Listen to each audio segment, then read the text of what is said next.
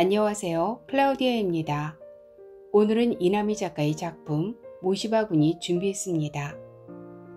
소설 속에서의 모시바구니는 머리가 하얗게 되도록 세월이 흘렀음을 말하고 있는데요.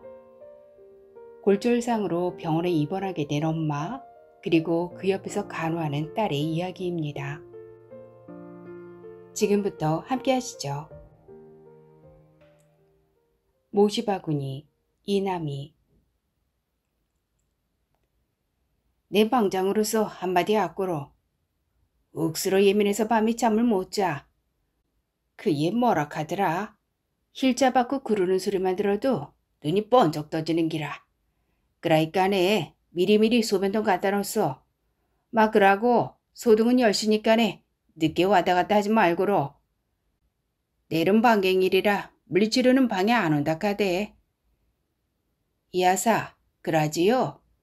그러고 바람벽으로 황소바람이 들어오이 막 새로 들어온. 내가 막 병실에 들어서자 6인실의 벽쪽 가운데 침상을 차지한 노인네가 일장 연설 중이다. 기광목 같은 백발에 갈매기가 가로세로 서너 마리씩 자리 잡은 얼굴, 오종종한 체구, 금태 안경, 아직은 꼿꼿한 허리. 무엇보다 스스로 불면증에 예민한 성격이라고 자기소개를 하다 나와 눈이 마주쳤다. 백발과 불면증은 왠지 부조화를 이루는 느낌이다. 다른 침대의 환자들은 어느새 환자복으로 갈아입고 누운 채 잠자고 있다. 오후에 엄마를 입원시키느라 잠깐 들렀을 때의 분위기와 사뭇 다르다. 그땐 대부분 환자복 윗도리에 스판 바지 혹은 스웨터에 환자복 파자마를 짝짝이로 입고 보호자용 침상에 둘러앉아 점백 고스톱을 치면서 광을 판다 고리를 뗀다 어수선하게 짝이 없었는데 싸들고 간 속옷과 양치도구, 양말 따위를 철제 사물함에 넣고 엄마의 침대로 다가가자 비로소 노인의 잔소리가 멈춘다. 엄마 자? 창가의 맨 구석 침대에서 등 돌리고 모로 누워 얼굴까지 이불을 뒤집어 쓴 채 옹송거리고 있던 엄마가 내기척에 눈을 번쩍 뜬다. 눈빛에 보자 없이 서러움을 당하던 고아처럼 왜 이제 왔냐는 원망과 반가움이 뒤섞여 있다. 딸이 아픈 엄마만 두고 그냥 가버렸냐. 추운데 전기담요 가져오라 그래라. 다들 한마디씩. 뭐라고? 엄마는 다른 집내 사람들을 의식한 탓인지 군붕어처럼 입모양만 뻐끔거리면서 일러바치기 바쁘다. 못 알아듣겠어. 그게 말해봐. 엄마는 답답하다는 듯 흰자 위를 드러내고 한번 흘기더니 또다시 뻐끔거린다. 옆 침대에 저 침대에 저 알맛이랑 다들 텃세가 보통이 아니야. 아이 신경 쓰지 말아요. 전기담요 깔게 잠깐만 일어나봐. 나는 들을 필요도 없다는 듯 말허리를 자르고 와락 이불을 걷어낸 다음 담요를 펼친다. 등 뒤로 쏟아지는 눈초리를 모르는 바 아니지만 쓸데없는 호기심과 텃세 따위에 주눅들 필요 없다. 그런다고 기죽을 엄마도 아니고 엄마답지 않게 남든 주복인. 외로워 죽겠다고 뼈 금간 것보다 입에서 군내가 나고 답답해서 지레 죽을 것 같다고 온 삭신이 쑤시는 게 이러다 영영 목숨 놓는 거 아닌가 걱정된다고 한숨을 들이쉬고 내쉬면서 입원을 원해놓고선 목발까지 짚는 분을 혼자 두고 갔나 했더니 따님 왔네요. 전기담요 그거 없으면 추워서 여기 못 자요. 옆 침대에 눈썹에 문신을 하고 눈 밑에 주름살 펴는 수술을 한 티가 역력한 중년 여자가 빤히 쳐다보며 한마디 한다. 무슨 병원 이렇게 춥대요? 동네 개인 병원 이렇게 인심이 사나워서 손님 있을라나. 내가 있어서일까? 자라처럼 오그라들었던 목을 쭉 펴고 손사래를 치며 엄마가 비로소 목청을 높인다. 손님은 무슨? 환자지. 정정하려다 참는다. 괜히 여기까지 와서 일일이 토달 필요 없다. 평소 엄마 지론대로 걔도 주인한테 이쁨 받으면 남이 함부로 못하는 법인데 어디까지나 난 엄마의 보호자 아닌가. 엄마와 나 둘이 있을 때면 남 눈치 볼 것 없이 수시로 전투적이고 호전적으로 변하지만 남이 있을 땐 솔직히 간사스러울 만큼 서로를 챙겨주고 위한다. 물론 일부러 그러는 척하는 건 아니고 비슷한 처지라는 동지식이 정광석화처럼 통해 무의식적으로 그렇게 된다. 그래서 남들에겐 서로 끔찍이 챙겨주는 부러운 모녀지간으로 비친다. 나도 진심으로 그러고 싶지만 말처럼 쉽진 않다. 우린 솔직히 서로의 허리를 끈으로 연결한 채 해빙기에 살얼음판을 걷는 동행자 같다. 전기담요 온도 최고로 올렸어요. 많이 추웠지. 외풍이 세서 밤에 굉장히 춥겠는데 어쩌지? 엄마 코 시리겠다. 창문의 문틀 틈에 손바닥을 대자 찬바람이 숭숭인다. 엄마는 지난주 새벽에 화장실 가려고 일어서다 베개에 걸려 넘어지면서 발목뼈에 금이 가는 바람에 깁스를 했다. 젊어서 남편 여이고 하나 있던 아들마저 뉴질랜드로 이민 보낸 뒤 혼자 살아도 천성이 활발하고 씩씩하다. 칠순이 가까운 나이이지만 한날 한시도 집에 붙어있지 않는 성미다.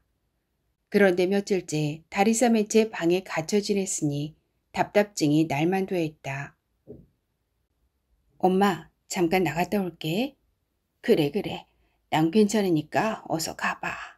남서방 저녁 차려줘야지. 어서 얼른 가라니까. 필요 이상으로 남 들으라는 듯 크게 말하는 거며 괜히 한쪽 눈을 찡긋거리는 것에 슬며시 짜증이 인다. 엄마는 지나치게 남을 의식한다. 체면에 살고 자존심에 산다. 따님 가게요. 어머니 밤에 목발 짚고 화장실은 어쩌라고. 아휴. 옆짐대의 참견을 못 들은 척 돌아서 나온다. 연말의 밤거리는 네온사인이 휘황찬란하지만 불경기 탓인지 썰렁하다. 내 마음이 추운 탓인가? 눈알이 뻑뻑하다. 아침에 눈을 떠도 잠을 잔 건지 꿈을 꾼 건지 분간이 가질 않는다. 그놈들 때문이다. 밤새 놈들을 쫓아다니거나 때로 덤비는 놈들의 발톱에 온몸이 찍히는 꿈을 꾼다. 그래서 자리를 털고 일어나도 개운치 않고 뒷목이 뻐근하다. 이 시간쯤 되면 눈동자까지 뻐근하고 쉬고 아프다. 기운마저 영하로 떨어진 탓인지 인적도 뜸하고 사방을 둘러봐도 슈퍼마켓 하나 보이질 않는다. 점심때 엄마랑 한바탕 말싸움을 했다. 발단은 설렁탕이었다. 조석으로 얼굴 들이밀면서 사고를 푹 꼬아 빠졌어야 도리겠지만 그러지 못했다. 항상 전화를 안 받아 어딜 그렇게 다니느냐고 걱정 섞어 퉁명스럽게 물으면 곧장 돌아오는 한마디. 아, 두 발 달린 짐승이 어딜 못 가? 젖 먹냐? 그 다음에 뚜루루 이어지는 하루 일과에서 3점포로 빠져 사나흘 전 일로 거슬러 올라갔다가 다시 어제로 내려왔다가 일주일 전을 마구 해집더니 오늘 하루 아주 바빴다 로 끝나는 통에 식사는 하고 다니세요? 하고 묻고 끝내는 편이다. 그런 엄마가 며칠째 방에 들어앉았으니 입맛이 오죽하랴 싶어서 아쉬운 대로 진간의 설렁탕으로 냄비 들고 뛰어갔다가 온 길이었다. 엄마, 설렁탕 사왔어. 그걸 뭐라게? 뭐라긴 엄마 발목뼈 빨리 붙으려면 사골이 좋잖아. 그래서 우선 사왔지. 멀거니 친국도 아니더구만. 설렁탕은 재료가 최고야. 뭐니 해도 질 좋은 놈으로 하루 내도록 담궈서 피 빼고 한번 푹 끓여서 기름기 걷어낸 다음에 그 다음에 퍽 볶고 와야 진국이지. 인자 이 다음에 내가 축협 가서 사골 좋은 놈으로 사다가 나도 알아. 한두 번 해봤나? 언제 맛있게 잡수더니. 누가 맛없다냐? 친국이 아니라 뭘 것하는 거지. 자는 애미가 무슨 말을 하면 수굿이 듣기로나. 내가 하는 말은 전부 잔소리를 여겨 귓등으로 듣고 고가워하질 않나. 한마디도 그냥 들어넘기는 법이 없어. 그저 혼자 잘났지. 남들은 딸하고 도란도란 잘 지내더구만. 알았어, 알았다고요. 에휴, 저놈의 베개를 당장 갖다 버리든가 해야지. 운이 좋아서 이만이나 하지. 액땜했다 싶다가도. 에휴. 엄마는 화가 치미는지 느닷없이 베개에 화벌이를 했다. 내가 풍이라도 걸려 똥을 바글바글 싸대면 전현이 제일 먼저 나 몰라라 할 거다. 네 애비가 살아계셔서 봐라. 난 하마터면 쿡 웃을 뻔했다. 애비가 살았으면 살았지. 애비가 살아계셨으면 뭐람? 아버지가 살아계셨어 보면 또 몰라. 참, 혼잣말처럼 중얼거렸다. 방바닥에 드러누워 소파에 깁스한 발을 걸쳐놓았다가 꼬았다가 바람개비처럼 빙빙 돌면서 천장에 무늬만 새던 엄마는 며칠 새 쌈닭으로 변해버린 것 같았다. 내 혼잣말을 들은 엄마가 벌떡 몸을 일으키려다 깁스한 다리 때문에 엉뚱한 방향으로 나동그라졌다. 나도 모르게 웃음이 터져나왔다. 웃음이 나오냐? 벼락같이 엄마가 소리를 질렀다. 이럴 때 한번 웃지. 내가 웃을 일이 뭐 있겠어? 엄마도 제발 그렇게 막말 좀 하지 마. 똥을 바글바글 싸대면 어쩐다느니. 그 말에 더 화가 났던 것일까? 종래는 오금 박는 말을 내뱉었다. 너도 꼭 너 같은 딸년 하나만 낳아서 키워봐라. 그럼 이애미 심정 알 거다. 그 말이 귓전에 내려앉기도 전에 싸늘한 기운이 허공을 갈랐다. 동시에 약속이나 한 듯 입을 다물었다. 침묵은 오래갔다. 내가 허청허청 일어서서 식어버린 설렁탕을 냄비에 데워 소반에 차려놓고 돌아서는데 엄마가 풀죽은 목소리로 말했다. 나 병원으로 갈란다. 어느 병원? 아, 이다리 석고 발라준 정형외과지 어딘. 거기 유기실 가면 병원비도 많이 안 나올 거고. 병원밥 잡술 수 있겠어? 침대 생활하면서 이다리로 화장실이랑 목욕은 또 어떻게 하고.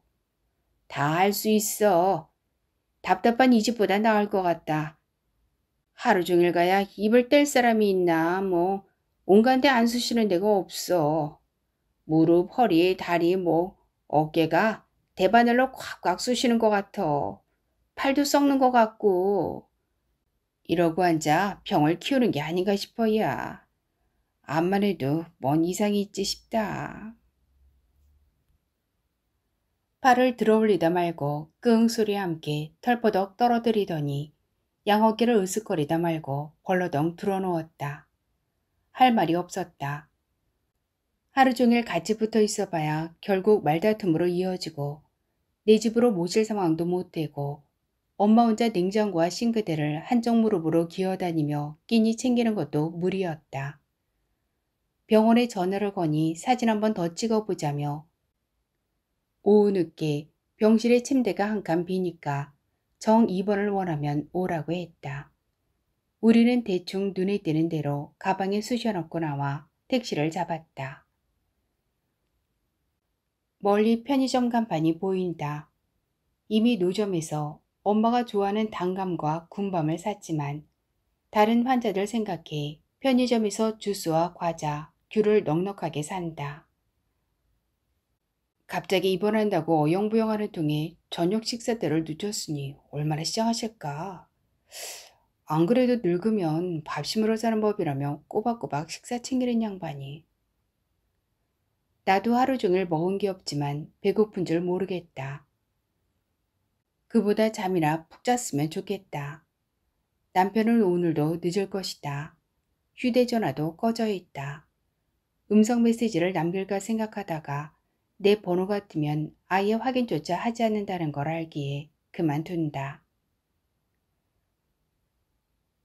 복도는 환하지만 병실은 캄캄하다. 벽을 더듬어 스위치를 누른다. 누요? 다 자는데 불은 와 켜고 그라요. 어둠 속에서 노파의 뚝배기 깨지는 음성이 와르르 쏟아진다. 아, 우리 어머니가 여태 아무것도 못 잡수셨어요.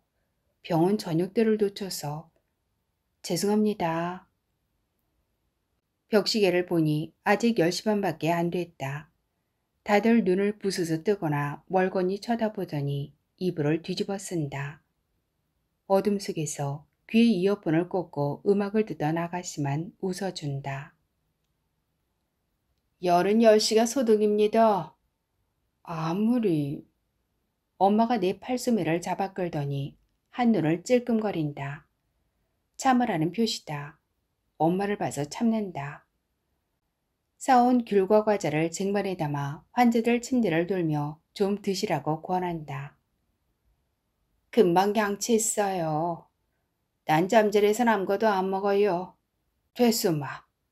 고맙지만 내일 먹을게요. 아, 잘래요. 시장했던지 먹을 것을 보자 반색을 하던 엄마의 표정이 다시 시무룩해진다. 음식을 입에 넣고 씹긴 하는데 넘기는 게 영 편찮은 기색이다. 병실에 들리는 건 시계 초침과 엄마의 단감 씹는 소리뿐. 나도 쓴 입에 주스 한 잔 넘기는 것이 조심스럽다. 우린 공범자가 된 듯 사뭇 안타까운 표정으로 깐 밥을 서로 입에 넣어준다. 아가, 남서방 들어올 때 됐는데 어서 가봐라. 나 오늘 여기서 잘 거야. 엄마 밤에 화장실 가는 것도 그렇고. 여기 어디서 잔다고 그래야. 야가, 추워서 안 돼. 얼른 가. 가서 편히 자고 내일 와라. 어서 엄마 말 들어. 안 간다니까. 엄마가 눈을 화등잔만하게 뜨더니 아랫입술을 앙다물고 짐짓 화난 채 한다. 밤에 오줌 마려우면 목발 짚고 가면 돼. 이렇게 어두운데 또 넘어지면 어쩌려고. 더구나 엄마는 밤에 화장실 자주 가잖아. 괜찮아. 다 할 수 있어. 끙. 승강이를 듣다 못한 노인네가 씨름을 하며 돌아 누웠다. 찌그덕 찌그덕. 침대 스프링 소리가 병실을 울리기 무섭게 여기저기서 돌아 눕는다. 그럼 발찌에 소변기 올려놓을 테니까 여기다 봐. 내가 내일 아침 일찍 와서 치울게. 꼭 약속해. 알았어. 엄마가 알아서 할 테니 걱정 말고 어서 가거라. 살얼음 반이 따로 없다. 엄동설 안의 바깥이 이보다 더 살벌할까. 나는 병실에 불을 끄고 나오면서 다짐한다. 내일부터는 야간만이라도 간병인을 구해야겠다고.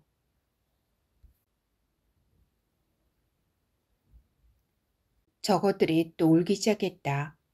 차가운 밤 공기를 휘젓는 암상궂고 잔망스러운 울음은 불온하기 짝이 없다. 밤낮 가리지 않고 앙앙대며 온 단지를 헤집고 다니는 통에 나흘째 밤잠을 설치고 있다. 몸은 피곤하지만 머릿속은 점점 더 명료해진다.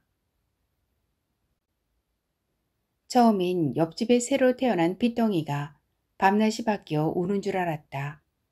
배가 잔뜩 부른 새댁이 알품는 암탉처럼 꼼짝도 않고 집에 들어앉았더니 어느 날부턴가 옆집에서 아이 우는 소리가 들렸다. 그새 출산을 한 모양이었다. 또 한 생명이 세상에 태어났다. 옆집과는 전혀 트지 않고 지낸다. 그래서 쓰레기를 버리러 갈 때나 외출할 때 피자 문 여는 소리가 나면 한 박자 느리게 문고리를 따며 가능하면 마주치는 걸 피한다. 그쪽에서도 그렇다는 걸 번번이 느낄 수 있었다. 이사 오던 날 인사할 기회를 놓치면서 엇나가기 시작했다. 새댁도 나 못지않게 예민하거나 숫기가 없는 모양이다. 남편들끼리 마주치면 눈인사 정도는 하는 모양이다. 이따금 새벽녘 벽을 타고 전해지는 갓난아이 숨 넘어갈 듯한 울음이 내 신경을 도발한다. 결혼 10년이 넘도록 아직 아이를 낳아보지 못한 나로서는 갓난쟁이의 발작적인 울음이 생존을 위한 본능적인 의사표현이라는 걸 이해하지 못했다. 그걸 일깨워준 건 남편이었다. 매사 그렇게 신경질적이라 애가 안 생기는 거야. 좀 느긋하게 드러넘길 수 없어? 저 어린 게 세상과 소통하려는, 이제 막 나온 세상에 적응하려는 몸부림이구나. 그렇게 이해하면 안 되냐고. 당신은 애도 안 키워봤으면서 어쩜 그렇게 잘 알아? 너는 매사 그런 식이야. 뭘 하나 가르쳐주면 배워서 깨치려 하지 않고 삐딱하게 말꼬리 잡을 생각만 하니 도무지 대화가 되어야지. 그걸 꼭 낳고 키워봐야 하냐? 그 말을 할 때조차 남편은 포커페이스였다. 아무 감정도 실리지 않은 무심하기 짝이 없는 덤덤한 표정. 차라리 화를 내거나 넌덜머리 난다는 표정을 지었더라면 나도 전의를 불태우지 않았을까. 영락없이 아이 우는 소리지만 이젠 속지 않는다. 온 아파트 단지가 말정난 암수컷들의 울부짖음으로 밤낮 없이 몸살을 앓는다. 어찌된 일인지 부녀회나 관리실에선 수수방관이다. 저것들이 출몰하면서부터 쥐들이 싹 없어졌잖아요. 그래도 번신력이 얼마나 강한데. 귀동냥으로 들은 주민들 의견은 찬반 나뉘었다. 지은 지 20년 된 낡은 아파트라 쥐들이 극성을 부렸지만 놈들의 보무도 당당하게 화단을 차지한 채 새끼를 치고 주민들과의 공존이 시작되자 쥐들은 자취를 감췄다. 지난 봄 우리 동 지하실에 놈들이 새끼를 낳아 혼비백산했던 적이 있다. 잡동사니를 쌓아놓은 지하실에 새끼 고양이들이 오글오글했다. 발에 차일 정도로 많은 꼬마들이 때로 몰려다니다 말고 내가 들어서자 쪼르르 따라왔다. 사람이고 짐승이고 어른 것은 다 예쁘다. 한 마리 들어올려 쓰다듬어 주려는데 잽싸게 나타난 어미가 살벌한 눈빛으로 발톱을 세우고 야옹거렸다. 어미의 눈에 번뜩이는 살기에 찔린 나는 입도 뻥끗 못하고 서서히 뒷걸음질 쳤다. 호기심 많은 꼬마들이 졸래졸래 따라왔다. 며칠 뒤 어미는 그 많은 새끼들을 이끌고 어디론가 자취를 감추었다. 쓰레기 처리장은 놈들의 식당이다.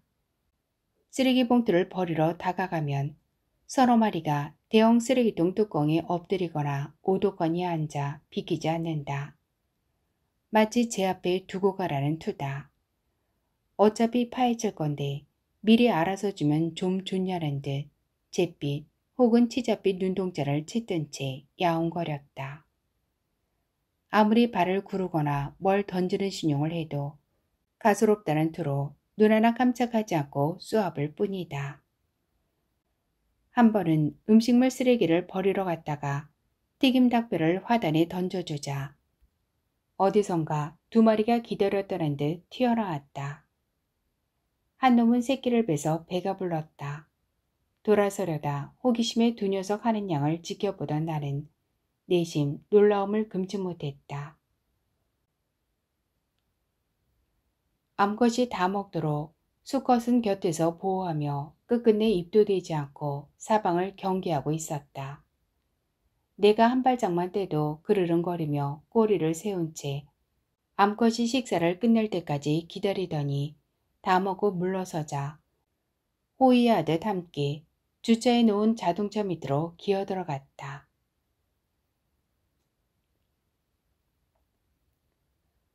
남편은 오늘도 역시 늦는다. 하지만 들어오긴 할 것이다. 그가 지긋지긋해하는 것은 집이 아니라 나다. 나와의 결혼 생활이다. 그는 항상 새벽녘에 스스로 열쇠를 열고 그림자처럼 스며든다. 차라리 그 편에서 먼저 게임 오버를 외친다면 내 맘이 편할 것이다. 나는 이곳에 붙박인 무엇인가 스스로 빼지 못하는.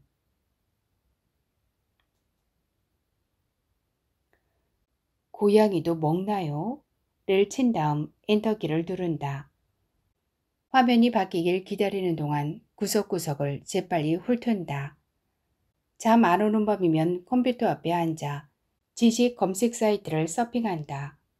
호기심을 유발하는 제목들은 얼마든지 널렸다. 몸무게가 늘면 혀에도 살이 찌나요? 쥐며느리는 쥐의 며느리? 때려봐 해서 때리면 유죄, 무죄? 같은 제목이 이따금 실수와 함께 호기심을 끈다. 난 누구지? 생각이 안 나. 기억상실증의 허와실. 이런 건 진부하지만 시간이 남아돌아 한번 들어가 봤다. 역시 뻔했다. 오늘은 재미있는 제목이 떴다. 쓸개와 자존심의 상관관계? 한번 들어가 볼까? 쓸개는 지조와 줏대, 결단력, 담력과 관계에 있다. 또 자존심과 절개를 일깨워주는 역할을 한다. 복사뼈 근처에서 시작해 엉덩이를 지나 쓸개에서 교차해 가슴을 통해 양쪽 귀 뒤로 빠져나가는 담기맥이 상하면 왼쪽 엉덩이에 통증이 오고 입이 돌아갈 수 있다. 쓸개 빠진 사람이 중심을 못 잡고 왔다 갔다 하는 것은 다 근거 있는 얘기다. 쓸개를 제거하면 비위가 없어져 더러운 것을 봐도 구토를 느끼지 못하고 오히려 넉살이 생겨 자존심도 뭣도 없는 사람이 된다. 쓸개 빠진 놈이라는 비아냥거림도 일리가 있다. 웃어 넘기려는데 왠지 명치 끝이 아프다. 아니, 엉덩이가 아픈 것도 같다. 뼛속으로 바늘이 쑥쑥 꽂히는 느낌이다. 곧 입이 돌아갈지도 모른다.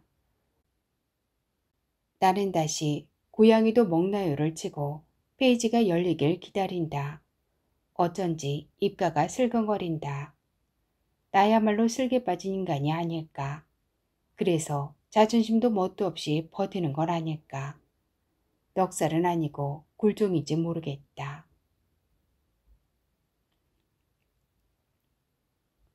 만성 관절염과 신경통, 폐결핵, 부스럼, 천식, 쥐에 물렸을 때 효력이 있다. 특히 정신분열증에는 음력섣달 죽은 고양이의 두개골 하나를 80% 정도 태워 가루를 만들고 이것을 매일 아침 2차례 시간마다 온수로 3.75에서 7.5g씩 복용한다. 이 처방으로 효력을 본 사람이 있으므로 한번 권하고 싶다. 위비계증은 검은 고양이 두개골 하나를 80% 정도 태워 가루를 만들고 이것을 매일 3차례 식전마다 온수로 3.75에서 7.5g씩 복용한다. 장복하면 비를 풀어주고 괴를 제거해준다. 이 처방은 환자 모르게 하는 것이 좋다. 한결같이 고양이 두개골을 80% 정도 태우고 반드시 3.75에서 7.5g만 먹어야 한대.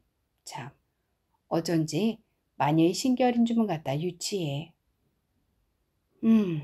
숫자는 신빙성을 높여주긴 하지만 지나치게 강조하면 오히려 신뢰감이 떨어져. 반드시 80%라느니 3.75에서 7.5g이라느니. 어디를 봐도 관절염이나 신경통에 관한 자세한 설명이나 처방은 없다. 좋다 하더라는 사례만 줄줄이 열거해 놓았다. 스크롤바를 클릭해 화면을 쭉 내린다. 고양이와 뱀 병아리를 주재료로 한 용호불상조탕과 고양이를 통째로 찐 금전표리가 정력제로 으뜸이다. 고양이 고기는 성질이 시고 맛은 달며 독이 없다. 원래 식용이 아니어서 먹기에는 찜찜하지만 정력과 약용으로 용도가 다양하다. 사이트를 즐겨찾기에 등록하고 이름 바꾸기에 고양이를 입력한다. 새벽 3시가 넘었다.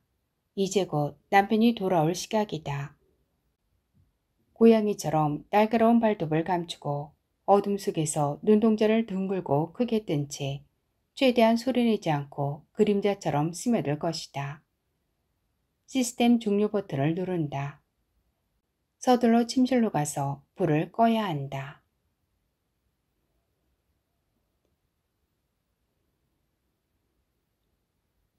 홍시를 병실 사람들이 먹고 남을 만큼 샀다.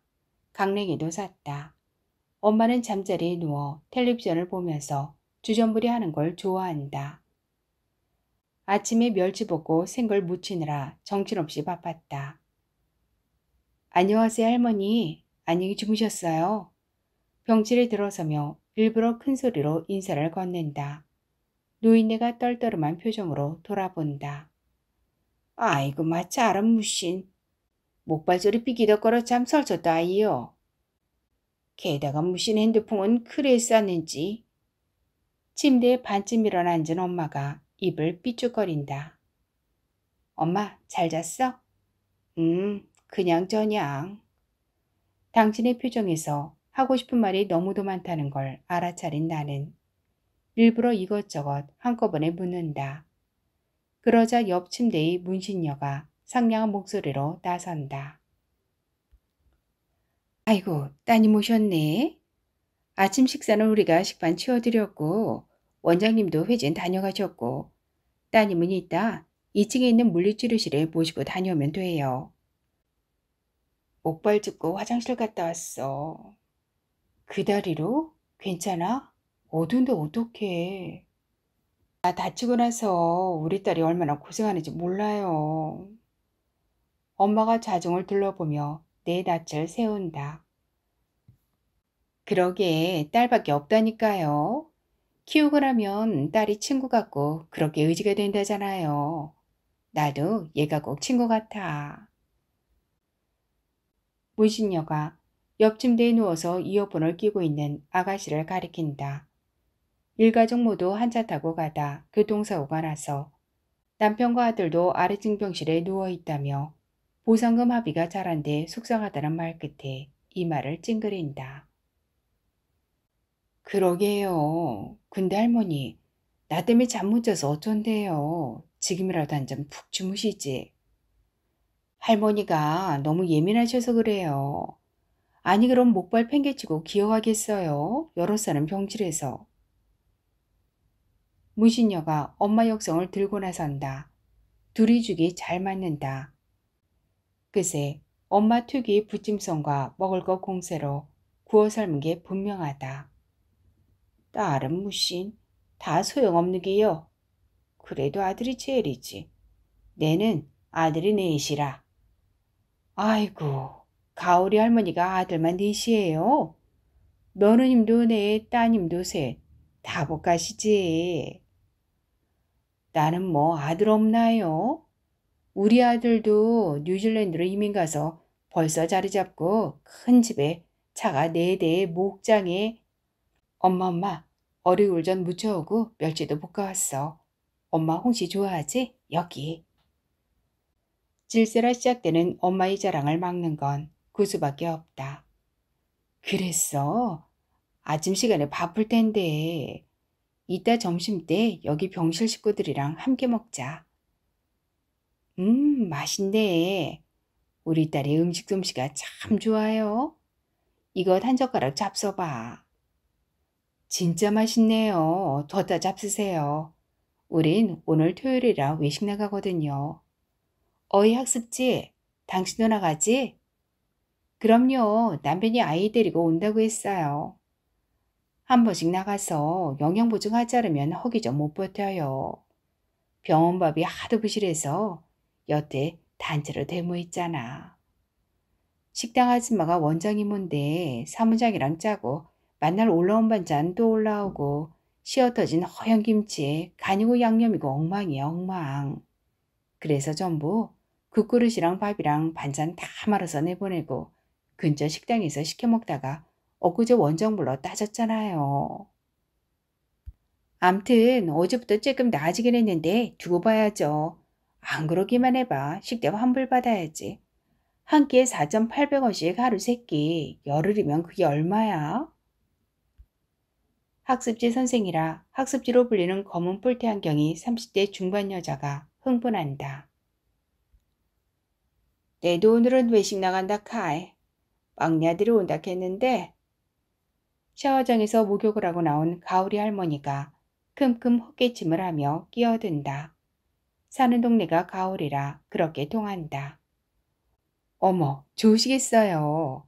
아드님한테 많은 거 사달라고 해서 영양보충 하고 오세요. 그러지요. 뭘 먹을까? 득이 만연한 그네가 젖은 머리를 빗으며 흐물흐물 웃는다. 한낮에 햇살을 받은 백발이 마치 순백색 모시수건을 뒤집어 쓴 듯 눈부시다. 이미 외출복을 꺼내 침대 머리맡에 얌전히 개켜놓았다. 문간방이라 불리는 수구대 베는 끝침대 여자가 늦은 김장을 하러 간다며 기능성 속옷 같은 온갖 보호대를 풀고 옷을 갈아입는다. 대형 교통사고로 7개월째 입원 중이라 병원 통틀어 최고참이다. 허리디스크로 입원 중인 학습지도 갈비 먹고 찜질방 가서 몸 풀고 올 거라며 호들갑이다. 엄마가 자청해서 보석방과 고드름방, 노래방 없는 게 없다는 친절한 설명과 함께 새로 생긴 찜질방 천지의 할인권을 지갑에서 2장 꺼내준다. 이제 병실 분위기는 완전히 판세가 바뀌었다. 외출증 끊어 뿔뿔이 흩어진 토요일 오후의 병실은 엄마와 나 그리고 할머니뿐이다. 고즈넉하다. 문신녀가 자기 침대에 누워서 쉬라며 전기 담요까지 켜주고 갔다. 온다던 할머니의 막내 아들은 여태 강감 무소식이다. 복도를 서성이다 와서 수시로 전화기를 들었다 놓았다 하던 그네도 기다림에 지쳤는지 이불을 뒤집어 쓴 채 말이 없다. 툭하면 웃기도 두고 까딸 피우던 모습은 온데간데 없다. 철제 침대 난간에 걸쳐놓은 낡은 방코트와 손바지가 금세라도 바닥에 떨어질 듯 위태롭다. 엄마, 병원에 오니까 괜찮아? 지낼만해요? 내가 얼마나 참을성이 많은지 너도 알지? 아파도 아프단 소리 안 하고, 참, 말을 안 한 게 네가 몰라. 삭신이 안 쑤신 데가 있간? 누워서 멍하니 천장 보고 있으면 별 생각이 다 들어도 너 걱정할 감서 입 꽉 다물고 살아 그렇지. 나이 이래 들어 안 아픈 게 이상다 그래 생각하소마. 자는 줄 알았던 할머니의 나지막한 음성이 모래바람처럼 서걱인다. 할머니 연세가 몇인데 나랑 똑같이 말씀해? 엄마는 말끝마다 할머니라고 부른다. 나이차가 6살밖에 안 나면서. 늙으마 살가죽 쭈글쭈글하지. 속이 꼭 뭐이 얹은 것 같지. 음식을 먹으면 맛을 하나 눈이 맑게 보이길 하나 잘 들리길 하나 금시로 뭐 할락했다가도 이자 뿌려 두세두세하지. 잠을 자도 토개기 잠이라 눈 떠지면 고마 날 새는 기라. 그러게요. 참 젊어서 누가 짐작이나 했어요. 내 속 짚어 남의 맘 한다고 다 겪어봐야 사무친다니까. 그래도 허리는 웬만했는데 아휴 왜 이렇게 아픈가 몰라. 기어찌 진을 뺄랑갑다. 이렇게 한 번씩 아프고 나면 막상 늙어. 때도 그래 허리 아빠가 괭이 20마리도 더 고아 먹어도 않아요. 옛날에 고향서 신경통이 직방이라 동네 도둑갱이 나만하질 않았고로. 아이고 끔찍해라. 그게 얼마나 유물인데 그걸 잡숴. 우리 고향에선 고양이 구신이 반드시 애꿎이 한다고. 갑자기 엄마 휴대전화가 디릭디릭 진동한다. 기다렸다는 듯 잽싸게 나가챈다. 전화통화를 할 때면 엄마의 목소리는 한층 더 커진다. 동혁이냐? 애미다. 통화한 지 얼마나 됐다고 또 전화했어. 응? 다리도 그냥 저냥. 여기? 오후 4시요. 애미 걱정 말고 그저 너 몸 건강히 내가 만날 기대하고 있지. 오냐? 어. 오빠는 애가 타는 모양이다. 지난주에 다리 깁스해서 놀랐는데 이번엔 입원했다니 무슨 일인가 펄쩍 뛸만도 하다. 늘 씩씩하고 기가 팔팔한 엄마만 봐왔는데 전화선을 통해 들려오는 앓는 소리에 걱정이 태산이다. 돈을 넉넉히 보낼 테니 이번 기회에 종합검진도 시켜드리고 최대한 아픈데 다 살펴드리라는 당부다. 오빠는 나만 다르다. 한 번도 엄마 말에 거역하거나 말대꾸하는 법이 없고 엄마 말이라면 다 맞습니다 하고 듣는 편이다. 엄마는 오빠가 멀리서 날아오지도 못하고 걱정할 줄 뻔히 알면서 아픈 걸 다 내색해야겠어? 그럼 아픈 걸 안 아프다고 거짓말하리야? 야는 내가 엄살 떠는 중 하나 보네. 그게 아니라 나한테만 해도 되잖아. 암튼 오빠가 엄마 검사 다 받아보게 하래. 그리고 오늘부터 밤에 간병인 올 거야. 간병인? 돈이 얼만데? 돈 생각 말고. 그리고 원장님이랑 의논해서 월요일에 단층 촬영하기로 했어. 그거면 웬만한 이상은 다 나온다니까 걱정만 하지 말고 찍어봐요. 말이 길어지면 또 의견 충돌하기 십상이다. 그쯤에서 끝내고 싶다. 돈이 한두 푼이간? 이러다 나 껐자. 그럼 안 찍을 거야? 돈 얘기만 나오면 엄마는 뒤로 물러선다. 젊어서 홀로 두 자식 키우느라 돈에 벌벌 떠는 심정은 알지만 지나치게 민감하다. 사실 까마귀 날자 배 떨어졌다고 다리 다치고 집에 들어눕자 어깨며 팔다리가 쑤시기 시작한 건 어디까지나 답답증과 우라에서 온 스트레스건만 한사코 아니라고 주장한다. 아니야, 아니란 게 야는 참 아무것도 모르면서. 무릎 관절이나 허리 신경통은 어제 오늘 생긴 병이 아니다. 그러나 엄마는 스트레스 때문이라고 하면 펄쩍 뛴다. 스트레스를 아주 우습게 생각해서 병 취급도 안 한다. 고로 내가 지금 꽤 병을 앓을 줄 아느냐는 무언의 항의다. 짐승들조차 스트레스로 죽기도 하는데 난생 처음 다리 싸매고 누웠으니 겁 많은 양반이 놀랄만도 하다. 오후 내내 엄마의 휴대전화는 안부를 묻는 친지와 교회 식구들의 음성을 전하느라 따끈따끈해졌고 당신도 파김치가 됐다. 입원하자마자 줄곧 숫자판을 눌러댄 게 분명하다. 갈수록 어리광이 느는 것 같다. 언제부터 저렇게 약해졌던가. 나는 문신녀의 침대에 누워 끝없이 이어지는 엄마의 수다를 들으며 까무로 잠에 빠진다.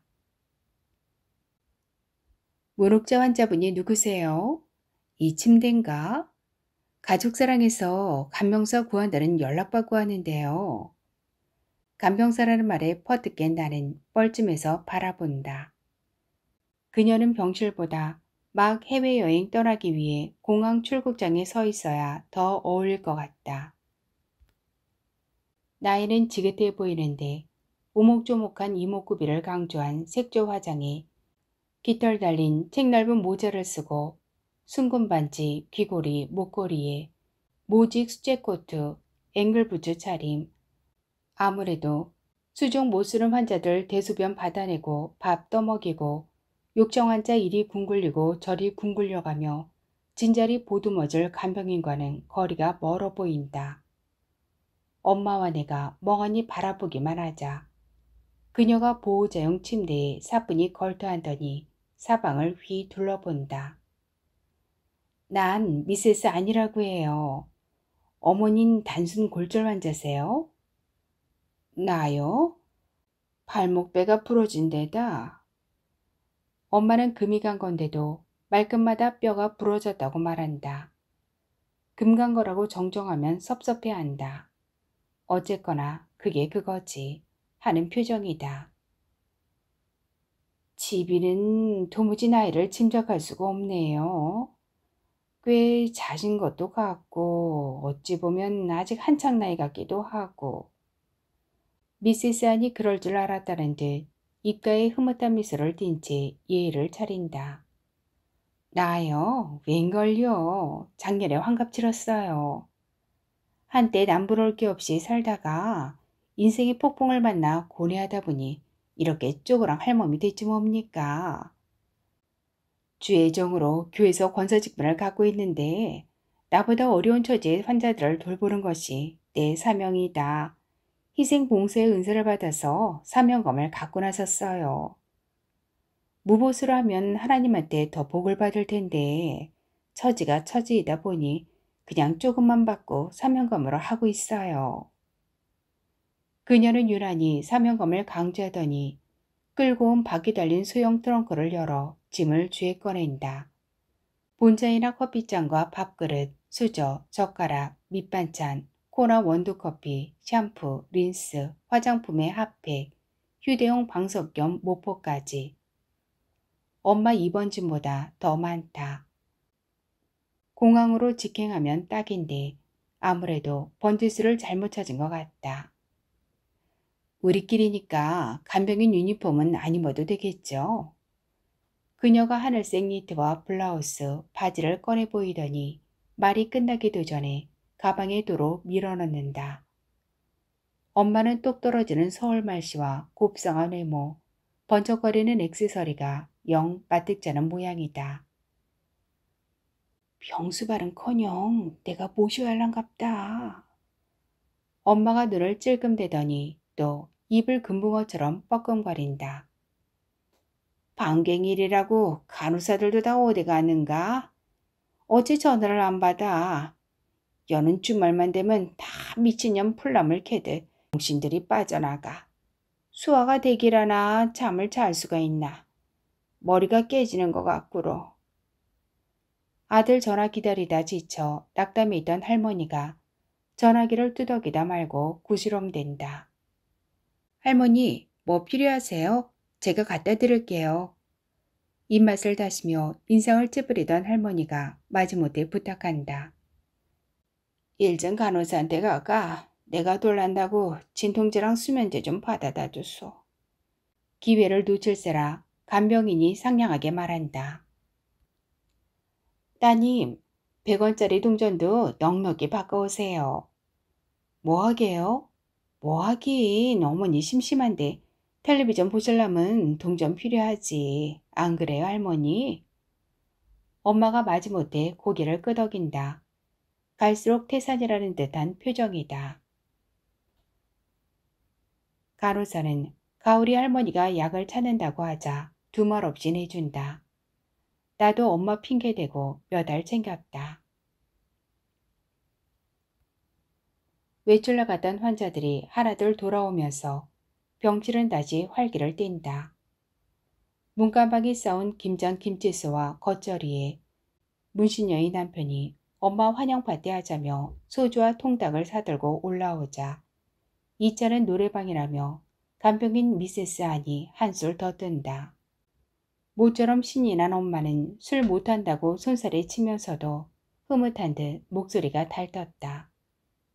하루 종일 실똥머로 풀죽어 있던 가오리 할머니도 체념했는지 일어나 한 자리 차지했다. 토요일 밤의 정형외과는 온통 환자들 세상이다. 나는 엄마의 손을 꼭 잡아주고 병실을 나선다. 우리 갱이가 발정났는데요. 트랜스젠더를 만들어야 하나 교비를 시켜야 하나 어쩌죠? 중성화 수술 시키세요. 아무것도 모르는 녀석에게 그렇게 하려니 가슴 아프고 안 시키자니 녀석이 괴로워하고. 그럼 그냥 죽여버리던가요. 야. 어제 오후에 재활용 쓰레기를 분류하다 소스라쳤다. 아으아으 어으어으어. 밤마다 머릿속을 헤집던 소리가 느닷없이 코앞에서 났기 때문이다. 대체 어떻게 생겨먹었어?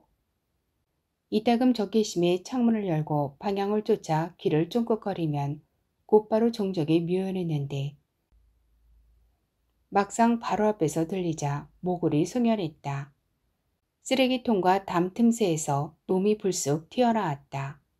검은 줄무늬에 잿더미에서 구른 듯 볼성사나운 털빛의 얼룩 고양이였다. 이때까지 본 놈들 중에서 제일 컸다. 앞에 사람이 있든 말든 복가수를 하듯 잔뜩 목신 소리를 내더니 독이 오를 대로 오른 성기를 덜렁대며 오줌을 찌깔겼다. 발전기에는 암컷들에게 오줌으로 자기 존재를 알린다. 동공이 풀린 초점 없는 눈에 등뼈를 둥글게 세우고 꼬리를 치켜든 채 어슬렁어슬렁 사라졌다. 겨울 공기를 흔드는 놈의 음산한 울음이 아니었다면 나는 새끼 찢다로 착각했을 것이다. 수컷에게는 선택의 권리가 없다. 반드시 암컷이 수컷을 선택한다. 암컷들은 독특한 냄새와 본능을 자극하는 울음으로 수컷들을 자극한다. 선택권이 없는 대신 암컷을 차지하기 위한 수컷들의 신경전과 싸움은 때때로 발톱과 고군 송곳니를 드러낸 활극으로 이어졌다. 그래서 한밤중에도 카르릉카릉 소리가 끊이질 않는다. 어젯밤엔 고양이 잡아먹는 꿈을 꾸었다. 까끌한 혓바닥, 미끌거리며 씹히던 고기 맛이 아직도 생생하다. 낮에 봤던 그 녀석이었다. 꿈풀이를 검색하니 실망스러운 일이 생길 수 있으니 조심하라고 떴다. 서양에선 고양이 목숨이 9개라고 믿는다니 가히 불사신이 따로 없다. 어제는 그동안 모아두었던 수면제를 칼등으로 짓지은 다음 끓여둔 생선죽에 섞었다. 비린내가 진동하는 돼지간 죽냄비를 들고 고스레하듯 놈들이 잘 다니는 곳곳에 뿌렸다. 어둠 속에서 냄새를 맡은 놈들이 슬금슬금 기어나와 오뚝하니 앉아서 내가 사라지기만 기다렸다. 고양이는 영물이요. 저를 미워하는지 어떻게 알고 반드시 해코지를 한단께. 그 눈 좀 봐라이. 참말 소름 끼치지. 옛날 어느 부잣집에서 주인만 하님이 애지중지하던 운주전자 뚜껑이 없어지질 않았냐? 온 집안이 발칵 뒤집혀서 하인들을 매질했지만 소용없었어. 노마님 성질이 워낙 포독시려 사람을 시켜 뱅이를 안 했냐. 상고양이의 눈을 꼬챙이로 찔러 피를 내면 훔쳐간 범인의 눈이 먼다는 속설이 있었거든. 당연히 하인 중 한 명이 눈이 멀 줄 알았는데 아이고 기가 막힐 노릇이지. 저구 손자 눈이 멀었단다. 어린 게 갖고 놀다 운물에 빠들었던 걸 모르고 애먼 사람 잡을래다 손자를 잡은 거지.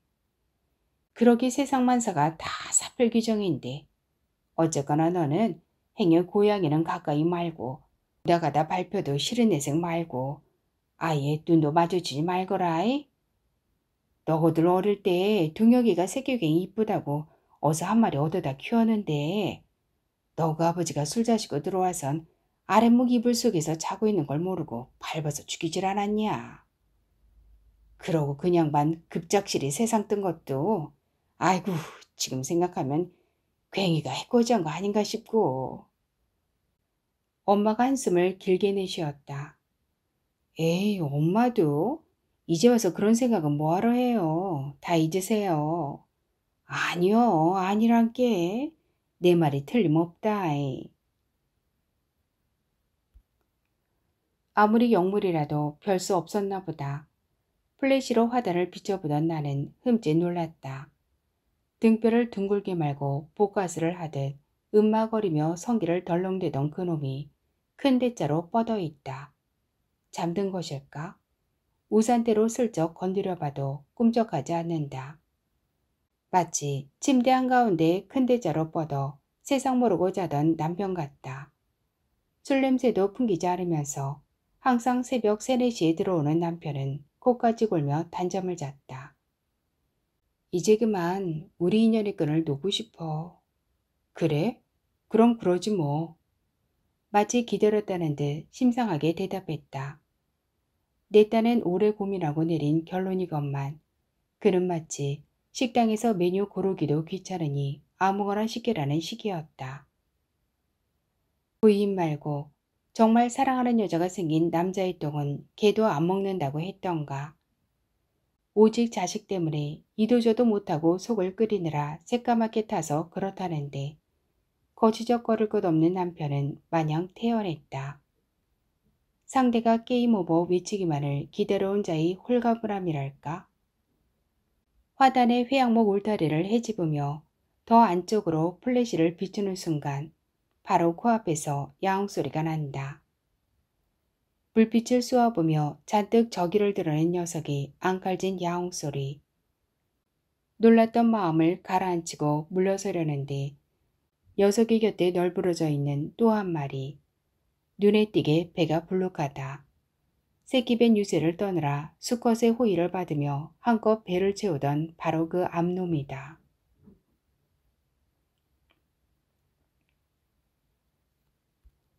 가을이 할머니가 안 보이시네요. 다른 병실로 옮겼어요. 버스 타고 가다 급정거에서 넘어지는 바람에 팔과머리를 다쳐 석 달째 입원 중인데 아들 며느리들이 처음엔 종종 들르더니 발길이 뚝 끊겼고 성격이 워낙 팍팍해서 환자들하고 자주 싸우는 통에 수시로 병실을 옮긴다고 했다. 잘 됐죠 뭐. 그 할머니 있으면 텔레비전 채널을 마음대로 돌릴 수 있나. 뭐 공동으로 돈 모아서 보는데 당신 보고 싶은 것만 보고. 시어머니도 그런 시어머니가 어딨어요. 학습지의 불평을 신호탄으로 걷잡을 수 없이 쏟아진다. 이제야 말이지만 맨날 소화 안 된다, 잠 못 잤다, 반찬도 가리는 게 얼마나 많은지. 우리도 가뜩이나 몸 아파서 짜증스러운데 스트레스 엄청 받았다니까요. 성질이 그러니까 자식들도 외면했겠지. 난 그 알맛이 얼마 안 겪었지만 하는 짓이 벼룩등이 육간뒤정 짓거드만. 도대체 그동안 어떻게 한병실 생활을 했을까 의아스러울 지경이다.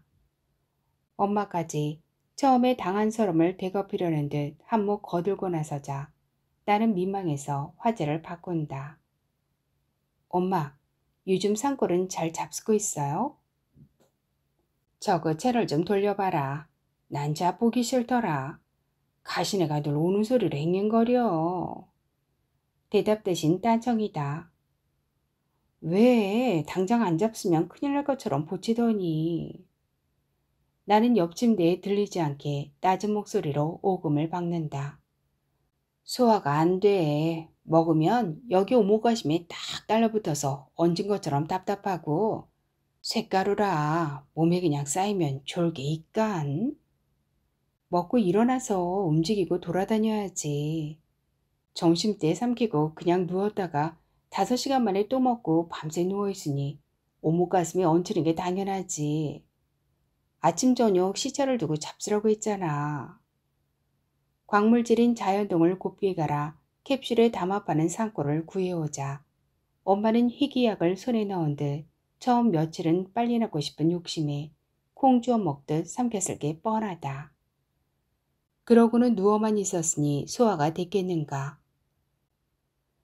젊어서 녹번동 산골고기 밑에 살짝부터 산골의 효능을 익히 알고 있던 터라 다리에 깁스한 그날로 뼈 붙는데 그만한 게 없다며 사흘하고 퇴근해놓고선 나중에 다 먹을 텐게 걱정 마. 지금 내가 약을 한두 가지 먹냐? 소화가 돼야지. 속이 쓰리단 게. 그나저나 남서방은 요즘도 일이 무척 바쁘자. 병실 사람들 보기 민망하니까 애들로 말하는 것이리라. 하나밖에 없는 사위가 장모 입원한 지 일주일이 넘도록 얼굴을 비치지 않는 게 남보기 창피할 것이다. 가뜩이나 체면에 죽고 사는 양반이. 그나마 오빠가 하루 한 번씩 국제전화 걸어오는 게 큰 자랑이자 위안이다. 엄마 집은 가봤냐? 이추위 보일러랑 수도는 안 터졌는지. 아유, 이러고 누웠어도 걱정이 많어. 가끔 들르는데 괜찮아. 그러니까 아무 생각 말고 편히 계세요. 네가 고생이 많다. 엄만, 낮에 잠깐씩 들러서 얼굴 보고 가는 거 말고 내가 하는 게 뭐 있다고. 그래도 살림하는 애가 오죽이나 신경 살았겠냐.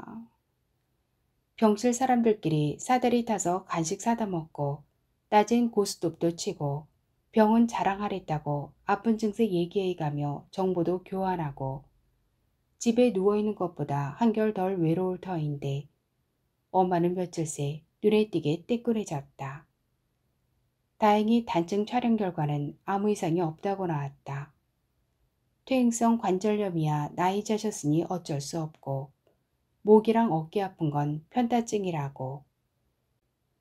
일명 채찍절병으로 일시적 충격에 경추처를 둘러싼 근육과인대가 놀라서 늘어났다가 풀리면서 통증이 생긴 거라고 했다.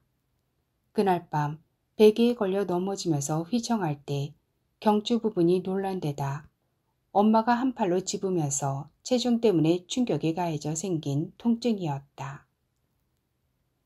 다리뼈 부러진 건 암시랑도 하는데 허리 쑤시는 게 아무래도 이상해요. 다들 디스크 같다고 하더라. 누가? 옆침대 아줌마랑 간병인 미시안도 증세가 영락없이 디스크라는데 저거 학습지 한다는 젊은 여자도 디스크로 입원했잖요. 그 여자도 그러더라. 또 디스크 타령이다. 모두들 아는 게 너무 많아서 탈이다. 엄마의 통증은 의사의 진단에 따라 전신을 돌아다닌다. 하도 디스크 같다고 안다라니까 의사가 목 디스크는 목보다 팔과 손이 저리면서 손가락을 펼 수 없이 아프다고 하자 그때부터 목은 그만한데 팔이 저리고 손가락과 소나기가 아프다고 했다. 급기야 엊그제는 허리 디스크인갑다. 에메라인가 뭔가 그거 찍으면 다 나온다대. 힘없이 중얼거렸다. 엄만 정말 디스크였으면 좋겠어? 왜 그렇게 디스크 노래를 불러? 야는 참 제비 닮아서 몰강스럽긴. 내가 애미만큼 아파봤냐? 앵간히 아프면 이러겠어. 남들의 증세를 두고 그렇게 말한 게 겁많은 내가 진짜 그런가 싶어서 너랑 의논을 하는 거지. 시끄럽다. 관둬. 병원에 입원한 이후로 아슬아슬하게 지탱해오던 엄마와 나 사이의 평화가 한순간에 작살나버렸다. 그럼 당장 MRI도 찍어요. 돈이 한두 푼이냐? 내가 꼭 찍고 싶어서 이러간. 엄마도 더 이상 내 말을 그냥 들어넘기지 않을 심산인지 소리를 버럭 지른다. 그럼 어떡하자고. 돈은 나중 문제고 정 그렇게 아프고 불안하면 찍어봐야지. 그래야 엄마도 덜 불안할 거 아니야. 저기 내가 한마디 하겠는데 따님, 어머니 아프다는 증세를 들어보니까 디스크랑 비슷해서 내가 한번 찍어보시라고. 진짜 디스크는 CT로도 안 나오는 수가 있대. 안 아파보면 그 심정 모른다니까. 누가 아프고 싶어서 아프나? 우리 아빠도 속모르는 소리만 한다니까요. 문신녀와 학습지가 같은 병실 밥 먹는 이리로 한마디씩 거둔다. 가뜩이나 지치는데 그네들 참견에 속이 터진다. 그럴수록 나는 최대한 목소리를 낮춰 엄마만 들리게 말한다. 여기 원장님은 지난번에 CT 촬영하는 것도 썩 권하지 않았어. 엑스레이 여러 번 찍어도 안 나오고 엄만 계속 아프다고 하니까 정 그러면 찍어보라고 한 거지. 때마침 들어서던 간병인 미세스 안이 반갑게 인사를 하다 말고 사태 파악을 한 듯 팔을 걷고 나선다. 아휴, 내가 디스크는 도사인데 어머니 목이며 어깨 주물러 들으면서 꾹꾹 눌러봤거든요. 목 디스크 확실해.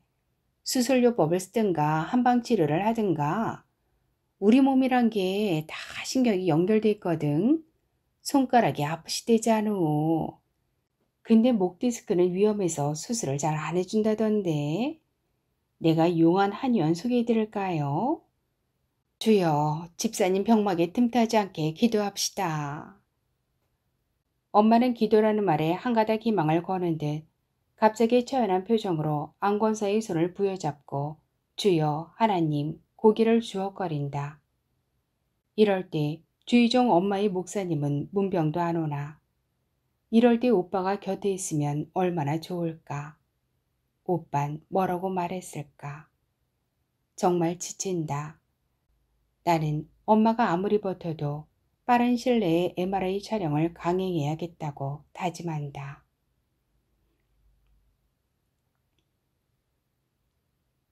오늘 새벽에 잔말쟁이 가오리 할머니가 세상을 떠났다. 엄마 말대로 자는 뒷기 표정이 얼마나 편안하던지 옆 침대 환자는 매일 밥 대신 수면제를 닭모이처럼 주워 먹더니 모처럼 푹 자는 모양이라며 깨우지 않았다고 했다. 늘 미간을 좁힌 채 시듯하던 평소와 달리 얼굴이 무척 안온해 보였단다. 복 중에 큰 복이 죽을 복이라는데 그 할머니 죽은 복은 타고났는갑네. 호상이죠 뭐. 아이고 호상은 무슨.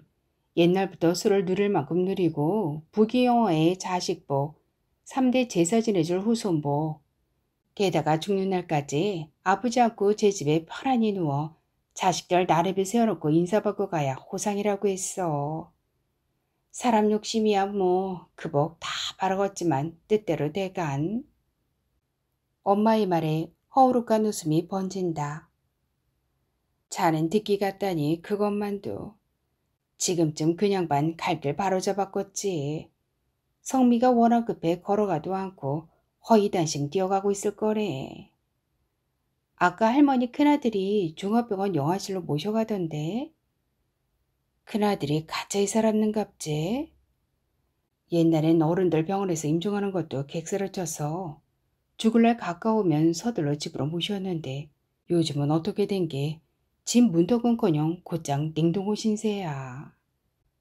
에이, 원gin이 객사냐는 거 다 미신이에요. 하나님 믿으면 내세 영생하는데 우리가 꼭 눈으로 봐야만 믿나요? 믿음은 바라는 것들의 실상이요 보지 못하는 것들의 증거라고 성경에 써 있잖아요. 나는 할머니가 누워있던 쇄골만 앙상한 침대를 쓰다듬는다. 흔적이라곤 실밥 너덜한 수건 한 장, 낡은 칫솔 한 자락뿐이다. 베개 속에서 거즈에 싼 수면제가 한 주먹 쏟아져 나온다. 남이 볼세라 얼른 주머니에 챙겨 넣는다. 보짝이 대단한 분이었는데 아무도 드러내놓고 그네의 죽음을 애석해 하진 않는다.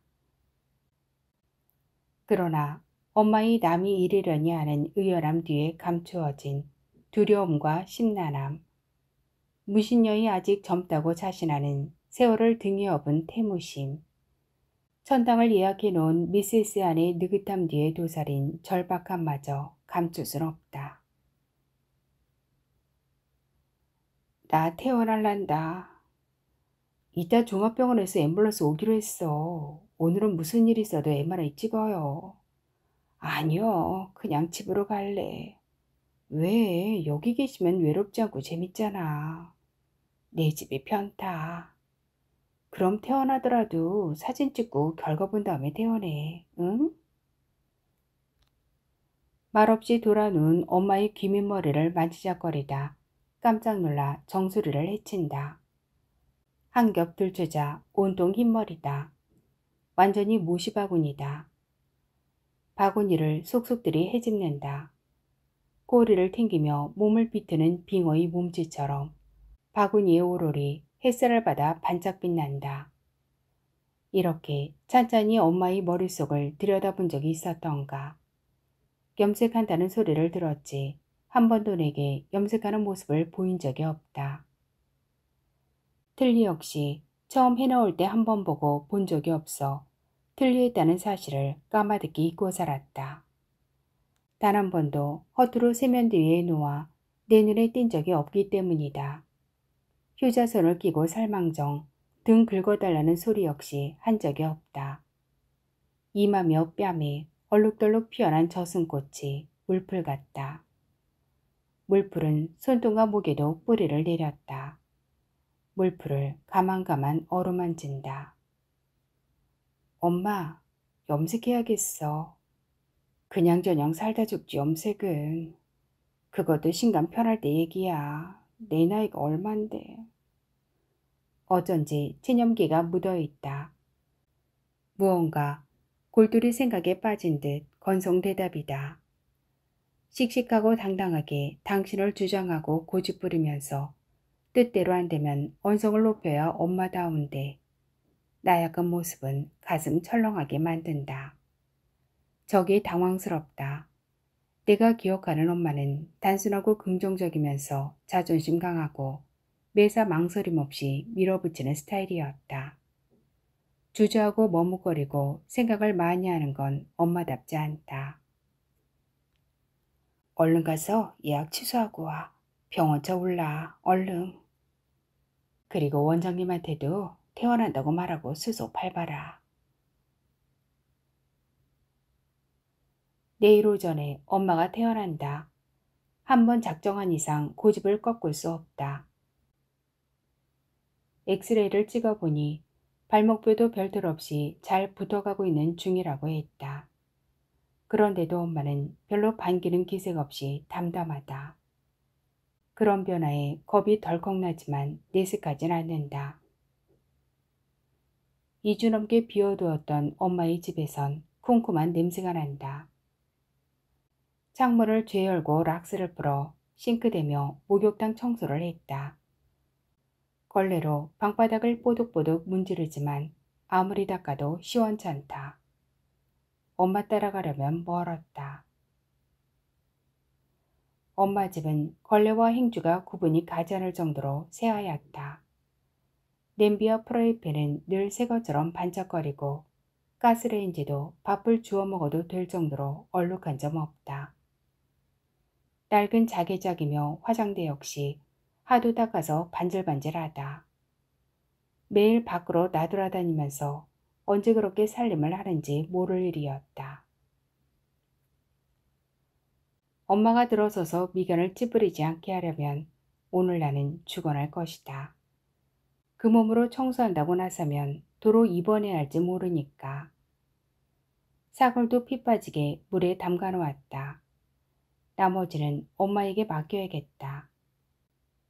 봐라, 먹고 와서 얼마나 지나냐. 파는 것에 비하간. 으스대며 수선 떨 기회를 줘야지. 거실의 콘센트에 새로 사온 꼬마 전구를 꽂았다.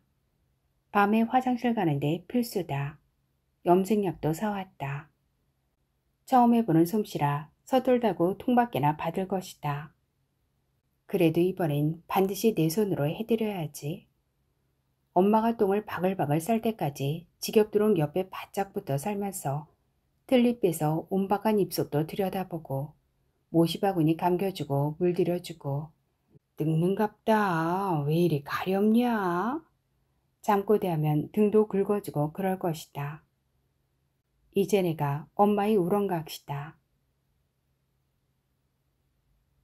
핸드백에서 가오리 할머니 베갯머리에서 챙겨두었던 수면제를 꺼내 몽땅 양변기에 버린다. 다신 그 낡은 아파트 단지에 갈 일이 없을 것이다. 물탱크 스위치를 내리자 고양이들과 고양이를 닮은 남자와의 인연이 꼬르륵 소리를 내며 소용돌이치다 양변기를 빠져나간다. 이남희 작가는 1988년 서울신문 신춘문예에 당선하면서 작품활동을 시작하였습니다. 작품집으로는 얼음가시, 빙화, 실크로드의 자유인 등이 있습니다. 김중성 문학상을 수상하였습니다.